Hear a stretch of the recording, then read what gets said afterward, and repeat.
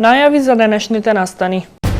10 дена гори на Галичица. Експлозиите на гранатите од Првата светска војна ја влошуваат состојбата.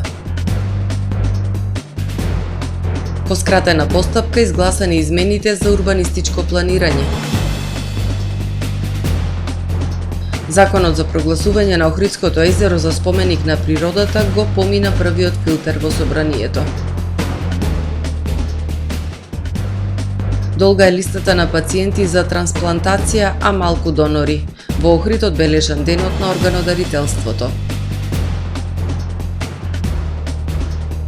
Полицијата во Англија запленила 60 луксузни автомобили како дел од засилените мерки против оние кои улиците на Лондон ги користеле како приватни тркачки патеки. За најавените содржини ќе ви информираме во дневникот кој започнува по временската прогноза. Останете со нас. Трпе Инвест ви донесува метео на ТВМ.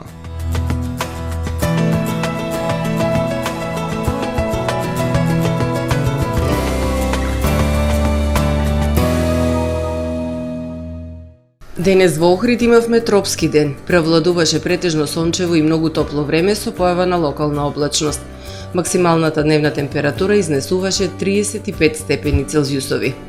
Во четврток на Британските острови и на југ од Скандинавија ќе превладува умерено облачно и нестабилно време со врнежи од дожд и грмотевици. Услови за локални врнежи се очекуваат и во областа на Алпите. Во останатите делови од стариот континент ќе превладува претежно сончево и топло време со појава на локална облачност. На Балканскиот полуостров утре ќе превладува претежно сончево и многу топло време со појава на локална облачност, со дневни температури кои што се невообичаено високи за овој период од месец август. Максималните дневни температури ќе се движат во интервал од 34 до 40 степени. Во Македонија во четврток тропски ден ќе превладува претежно сончево и многу топло време со појава на локална облачност. Во попладневните часови локално во северозападните, североисточните и источните предели се услови за развојна нестабилност кој што ќе услови умерено облачно и нестабилно време со врнежи од дожд и грмотевици. Утринските температури ќе се движат во интервал од 13 до 23 степени, додека пак максималните дневни температури во Македонија утре ќе достигнат од 30 до 41 степен. УВ индексот ќе има вредност 9.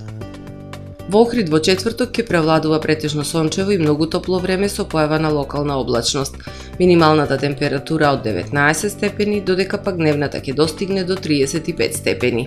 Во Охрид во петок ќе превладува претежно сончево и топло време со појава на локална облачност и дневна температура до 33 степени. Во сабота и недела претежно сончево и топло време со појава на локална облачност. Во попладневните часови услови за развој на нестабилно време со врнежи од дожд и грмотевици, локално со поројни врнежи и услови за појава на невреме. Минималната температура од 19, односно 18 степени, додека пак дневната ќе достигне до 31, односно до 27 степени.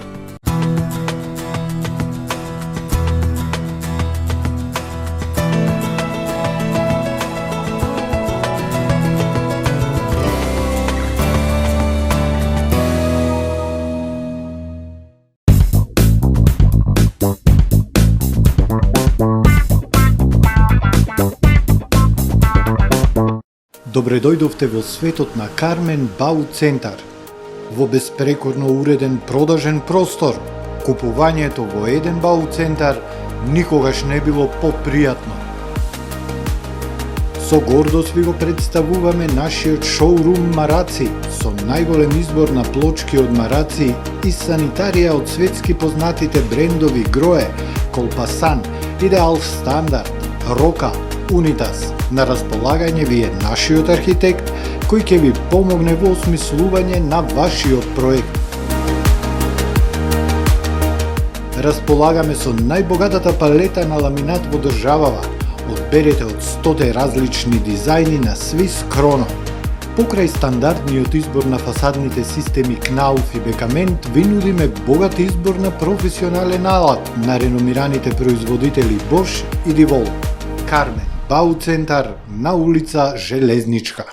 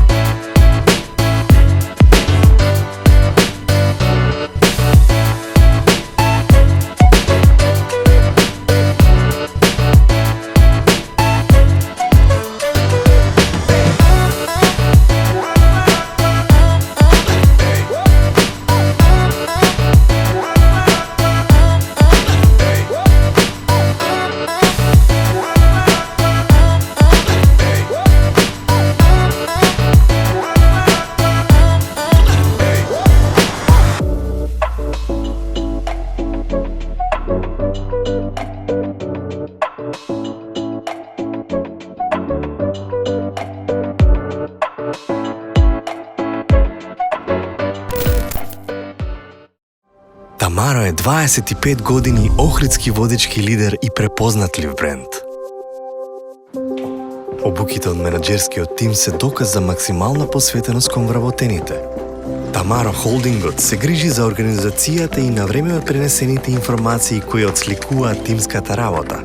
Секој успех на вработениот е успех и на компанијата. Маркетите располагаат со производи со висок квалитет од секакви брендови по одлични цени. Вкусните печива од Дана Бела пекарата се веќе омилен појадок на многу потрошувачи во Охрид. Анабела кујната услужува голем број на потрошувачи и компании.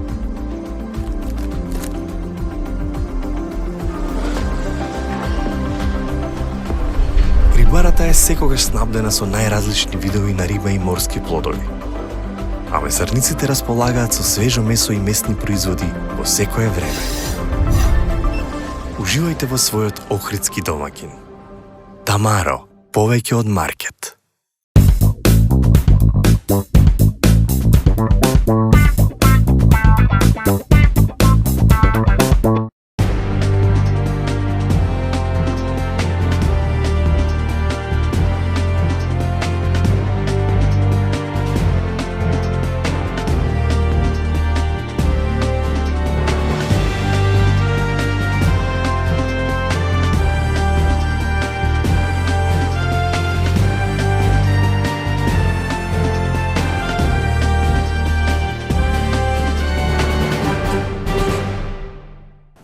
Добар ден. Прво издание на Дневникот на ТВМ. 10 денови без не е пожарот на Галичица. Пожарот е проширен на 3 фронта на македонската територија. Пламените јазици навлегува во шумата над Стење, гори и на целото Љубаништа. Дополнително експлозиите на гранати од Првата светска војна ја влошуваат состојбата. Од утрово покрај од копно почна акција од воздух. 10 денови се води битка со огнената стихија на Галичица. 3 дена немаше интервенција од воздух, па пожарот се прошири на 3 фронта на македонска територија, од исток кон Преспа, од север кон Охрид и од запад кон Охридското езеро. Пламените јазици навлегува во шумата над Стење, гори и на цело Љубаништа. Дополнително, експлозиите на гранати од Првата светска војна ја влошуваат состојбата. Од противпожарната единица велат нема опасност по кујките во селата. Еден крак е спуштен, долу, на кај Љубаништа, а еден е на кај Стење. Сега нашиве се кај Љубаништа тука. А пожарникарице, 5 пожарникарице, едно возило и 5 пожарникари. Вака, за пожарот е доста високо на целото, нема потреба да се паничи и се надеваме дека со помош од воздух и со пожарникарите и другите служби кои што се на терен, дека ќе успеат да го санираат до крајот на денот. Екипите деноноќно се мобилизирани, се вложуваат на човечки напори за стабилизирање на состојбата. Од денес повторно во акција се вклучени хеликоптери и ер-трактори. Воздухопловните сили на Министерството за внатрешни работи кои во повеќе наврати со десант и со вода не носат таму ради непристапен терен од 2,5 часа пешачење, навистина е непристапен терен Стара Галичица. Ево и денес имаме екипи на спасителната единица и националниот парк. А во сите наврати во сиве денови имаме присуство од противпожарната единица, од Охридскиот дел, од Ресенскиот дел, доброволци, вработени во Националниот парк, постојано сме таму, од местно население од две страни, Охридско-Преспанска, паркот на природа Езерен и секој кој што на секој начин може да помогне. Колкави се штетите и колкава површина од шумската вегетација во Националниот парк Галичица, пеплоса, а пожарите дополнително ќе се утврдува. Со измените на Законот за урбанистичко планирање се предвидува училишта, градинки, амбуланти, болници и катни гаражи да се градат по поедноставена процедура и побрзо да бидат реализирани, а се зајакнува и контролата на Министерството за транспорт врз општините, посочува министерот Николовски. Невладини пак сметат дека ваков суштински закон, чии последици ги трпиме сите, не сме да се донесе без јавна расправа и учество на стручна јавност и граѓанските организации. Се одблокираат над 20 детални урбанистички планови во општина Охрид започнати со стариот закон за урбанистичко планирање, објави пратеникот Сашо Донев, откако собранието во скратена постапка го усвои законот за изменување и дополнување на законот за урбанистичко планирање. Според министерот за транспорт Александар Николовски, со измените во општините ќе бидат одглавени 600 детални урбанистички планови, со тоа што се укинува рокот од 4 години во кој досега требаше да се заврши веќе почната постапка за донесување на ДУП, а доколку истата не се заврши да се врати од почеток. Исто така ќе бидат олеснети и процедурите за градба на училишта, болници, катни гаражи и други објекти од јавен интерес кои се во целосна сопственост на државата или на општината. Со овие измени, според ресорниот министер, се зајакнува и улогата на Министерството за транспорт како главен контролор на општините и се брише правилото според кое во минатото, доколку во рок од 20 денови министерот не се изјасни по даден ДУП, се смета дека дал позитивно мислење. Невладината организација Одба иницијатива реагираше и јавно побара од претседателката Гордана Силјановска-Давкова да не го подпишува указот за прогласување на законот за изменување и дополнување на законот за урбанистичко планирање и истиот да го врати на повторно разгледување во собранието со задолжителна јавна расправа. Од невладината организација велат дека овој закон е донесен по скратена постапка, иако последиците од него се огромни и ги засегаат сите граѓани, и дека е донесен без јавна расправа, без консултации со стручната јавност, без објавување на единствениот национален електронски регистар на прописи, со можност да се дадат коментари и да се влијае во процесот на негово донесување. Законот е донесен без задолжително известување на сите засегнати здруженија на граѓани и невладини организации. Од Одба иницијатива сметаат дека ваков суштински закон, чии последици ги трпиме сите, не смее да се донесе без јавна расправа и учество на стручната јавност и граѓанските организации. Охридското езеро и кањон Матка ќе се прогласат за споменик на природата. Законите помина во собранието на првото читање.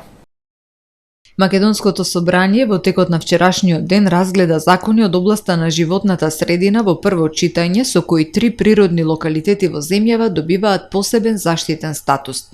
Со посебни закони Охридското езеро и кањонот Матка се прогласуваат за споменици на природата, додека Студенчишкото блато ќе има статус на парк на природата. Владата уште лани во февруари донесе одлука за прогласување на кањонот Матка за заштитено подрачје во трета категорија споменик на природата, додека за Охридското езеро ваква одлука беше донесена во почетокот на оваа година.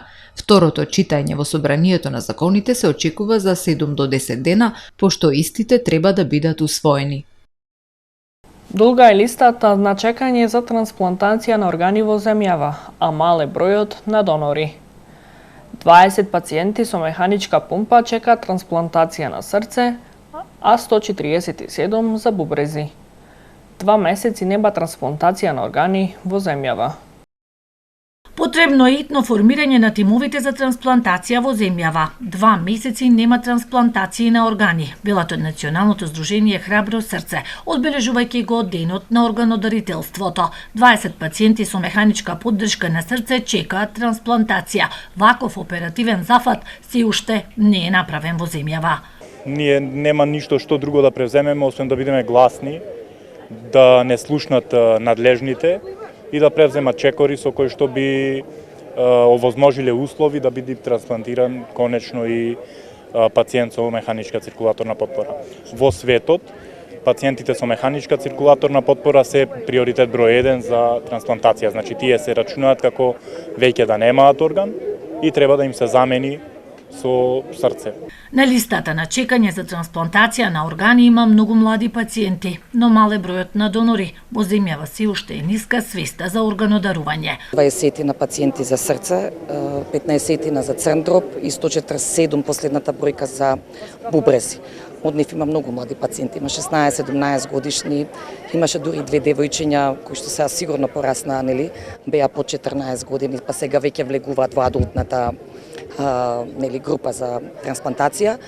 Голем е бројот на пациенти кои што чекаат, но исто така мал бројот на, за жал, секаде во светот, нели, постои, како се би се рекло, недостаток на органи. Секој човек е потенцијален донор. Во земјава се направени вкупно 11 трансплантации на срце и околу 34 на бубрек. Нашата земја се уште не е дел од мрежата Евротрансплант поради високите критериуми кои се бараат, но и ниската бројка на органодарители. Томи Стефановски пливаше 15 км во Охридското езеро за инклузија на децата со атипичен развој и инвалидизираните лица. Македонската пливачка легенда Томи Стефановски за 4 часа исплива 15 км во Охридското езеро од хотел Десарет во Пештани до црквата Свети Јован Канео и назад до Охридското пристаниште за 15 годишнината од неговото припливување на каналот Ла-Манш во рамки на хуманитарниот настан Пливање за инклузија на децата со атипичен развој и инвалидизираните лица. Оваа соработка која настана и ме мотивираше да го поставам овој предизвик, сакам да прерасне во традиција. Секоја година на 14 август да се потсетуваме дека треба да се грижиме за сите деца кои поради различни причини не добиваат можност да бидат дел од спортот и општествените настани, рече Томи по завршување на пливањето на Охридското пристаниште. Хуманитарниот настан Стефановски го организира со невладината организација ИТК Македонија Скопје и Охридскиот пливачки маратон. Според Мартин Мојсовски од ИТК Македонија Скопје, овој настан представува обид за уште поголемо вклучување на лицата со атипичен развој и инвалидизираните лица во спортот и физичкото образование. Ристе Јанковски, председател на организациониот одбор на Охридскиот пливачки маратон, рече дека овој хуманитарен настан ќе прерасне во традиција за да се помогне онаму каде што е најпотребно. На 14 август 2009 година Стефановски го преплива каналот Ла-Манш по повод 50 годишниот јубилеј од првото препливување на каналот од страна на македонецот Нико Нестор и 40 годишнината од препливување на првата македонка Атина Бојаджи. Охрид го чествува ликот и делото нам големиот македонски писател Живко Чинго.